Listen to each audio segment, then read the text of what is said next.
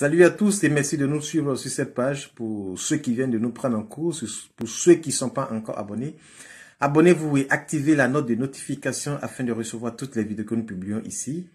Et afin de recevoir toutes les vidéos qui pourront vous édifier, qui pourront vous permettre de comprendre certaines choses sur l'Afrique et la spiritualité africaine, ainsi que les choses de l'antiquité égyptienne.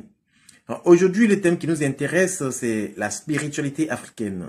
Comme nous l'avons dit, la dernière fois, nous avons fait la spiritualité, nous allons parler de la spiritualité religieuse, comment elle devait être, et nous avions dit qu'elle devait être normalement la plus puissante des spiritualités, mais bon, pour des raisons de suivi, bon, les gens, ils n'arrivent pas vraiment à suivre cette spiritualité, n'arrivent pas à suivre les règles telles que c'est établi.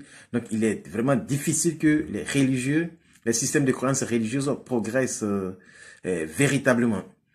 Alors, quand on parle de spiritualité africaine, comme on l'avait dit à l'entrée, que la spiritualité elle-même, c'est que tous les êtres vivants ou tous les humains ont reconnu qu'il y a une puissance qui circule dans l'invisible et que cette puissance est en même temps dans l'être et en même temps autour de l'être. Et quand on dit ça est dans l'être, c'est tout ce qui est être vivant, tout ce qui est vivant, cette puissance circule en lui. Donc, que ce soit dans les plantes, dans les animaux, dans les insectes, dans l'homme lui-même, en tout cas, tout ce que nous pouvons voir, tous les êtres vivants, en tout cela circule cette puissance. Alors, les Africains ont reconnu avec exactitude la puissance qui circule qui peut avoir entre deux choses. C'est-à-dire, les Africains regardant cette plante, ils savent que en prenant cette plante, les feuilles de cette plante ou l'écorce de cette plante et en mélangeant avec l'écorce de cette autre plante ou qu'on appelle la peau de tel animal, il peut avoir cette puissance qui va permettre à l'humain d'aboutir à cette chose-là. J'explique un peu de façon terre à terre. Pour ceux qui font des médicaments pour les accidents, les Africains, ils savent que en prenant cette feuille d'arbre ou son écorce et en mélangeant avec l'écorce d'un autre arbre ou les poils d'un certain animal ou la peau d'un certain animal, ils savent que et qu'on vous fait porter cette bague qu'ils vont obtenir à travers la mixture de ces choses ou à travers la carbonisation de ces choses. On va vous faire porter une bague qui est contre les accidents. Et si vous devez emprunter une voiture, si vous êtes dans une voiture que vous voyagez, s'il y a un accident qui va se produire devant, cette bague va commencer à vous serrer très fort et automatiquement vous allez vouloir descendre. C'est un avertissement. Les Africains, ils connaissent cette science de façon pratique comme ça.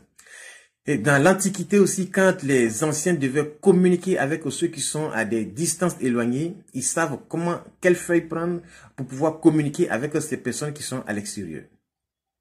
Donc, c'est cette puissance que les Africains ont reconnue dans chaque être et qu'ils savent qu'il faut qu'on appelle prendre telle branche ou telle feuille pour avoir une telle puissance pour pouvoir aboutir à telle chose. Et c'est ce que nous avons appelé la spiritualité.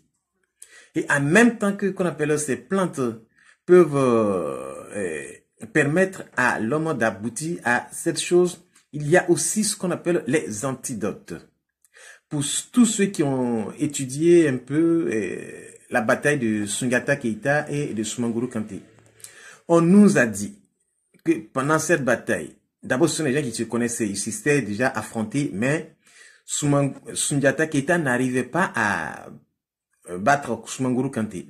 Alors, il a fallu qu'il envoie, je ne sais pas si c'était une de ses soeurs ou une de ses filles, chez l'autre pour qu'il se marie à Soumaoro Kanté et pour qu'elle se marie à Soumaoro Kanté, pardon, et qu'elle découvre le secret de Soumaoro Kanté qui était de mettre l'ergot d'un coq blanc sur la flèche et de tirer ça à l'endroit de Soumaoro Kanté et que quand cette flèche le touchera, c'est là qu'il va mourir. Donc, c'est un peu ça la spiritualité africaine. Les gens ont compris que il y a de la puissance dans telle chose, telle chose, telle chose et que si on mélange telle et telle chose et qu'on met ça sur l'homme, l'homme peut éviter telle et telle chose. On peut éviter beaucoup de choses, on peut éviter des agressions, on peut éviter en tout cas, tout ce qui est négatif. Cependant, à ne pas confondre avec la sorcellerie et pratiques mystiques qui visent à détruire l'homme. D'ailleurs, tous les systèmes de spiritualité africaine visent à anéantir tout ce qui est esprit maléfique dans qu'on appelle les locaux. Par exemple, si vous êtes dans un village comme ça, ils vont établir des spiritualités de sorte que un malfaiteur ne puisse pas rentrer dans le village.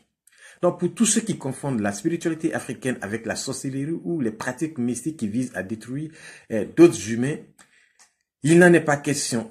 Tous les systèmes de croyances africaines visent à anéantir tout ce qui est maléfique à l'endroit de l'homme. C'est un peu de la même façon quand les gens soignent. Ils savent que pour telle maladie, si on prend telle feuille et telle feuille, on peut guérir cette maladie. Ils savent que pour avoir soit une certaine puissance, soit on va prendre la crinière d'un lion ou ce qu'on appelle la barbe d'un lion en mélangeant avec d'autres plantes, en faisant en faisant carboniser ça et en mettant sur l'homme, il peut avoir une certaine puissance. Ils savaient également que pour apparaître invisible en temps de danger, pendant les dangers, si vous êtes confronté à un danger pour apparaître invisible, soit il fallait prendre les nouvelles feuilles d'un palmier, mélanger à d'autres plantes, et ça, on met ça sur vous également. Vous pouvez devenir invisible si vous êtes confronté à beaucoup de problèmes. Et comme je vous l'avais montré lors d'une vidéo, ou qu'on appelle lors des accidents, il y a ce qu'on appelle la téléportation. En cas de danger, vous pouvez vous téléporter. Donc, les Africains connaissent toute cette science qui est de façon pratique, qui est différente des systèmes de croyances religieuses où ils prient et ils sont là, ils attendent à ce que qu'on appelle la solution arrive. Alors que chez les Africains, une fois que tu connais la science telle qu'elle est, il suffit de faire tout simplement et les résultats sont automatiquement là-dessus. C'est à quel moment les résultats vont arriver. Par contre, selon les systèmes de croyances religieuses, ils prient simplement et ils attendent les résultats. Par contre, il y a certains qui m'envoient toujours des messages disant que me demandant de leur donner des solutions sur certaines choses africaines. Non, moi je le dis tout simplement parce que j'ai vécu à la campagne quand j'étais enfant et j'ai entendu parler beaucoup de choses, j'ai entendu beaucoup de choses. Ça ne veut pas dire que moi j'ai ces connaissances. Et quand je suis arrivé en ville également, j'ai lu. Bon, je lis beaucoup. Tout ce qui est livres spirituels, en tout cas les 3 livres spirituels qu'on a déjà, qu'on appelle chrétiens et musulmans et juifs, et puis le Veda pour les Indiens, et tout ce qui parle de spiritualité, je lis. Ça ne veut pas dire que j'ai ces puissances en moi.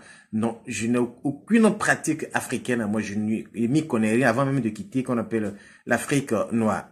Alors, tout ce que je peux dire que j'ai fait, bon, comme tout gamin, quand il est en Afrique, pour tous ceux qui sont nés en Afrique, à partir de, on peut dire 14 à 18 ans, il y a ce qu'on appelle les kanks, où vous partez et puis des gens vous tracent et puis on vous dit que vous avez cette puissance et vous partez casser les bouteilles. Bon, ça c'est ce que nous tous on a fait, mais on a cassé ces bouteilles, mais on ne sait pas si ces bouteilles se sont cassées par, qu'on appelle cette puissance-là vraiment, ou bien c'est par la foi que nous avons en nous, la volonté que nous avons de les casser.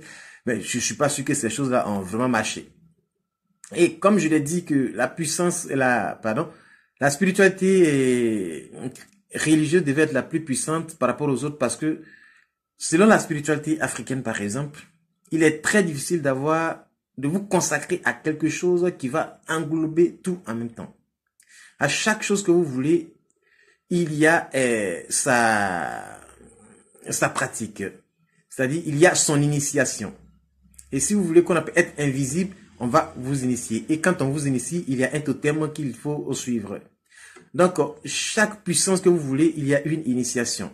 Par contre, chez les religieux, il n'y a pas qu'on appelle cette initiation. Une fois que vous savez que vous appartenez à ce tour, vous demandez tout simplement et les résultats arrivent.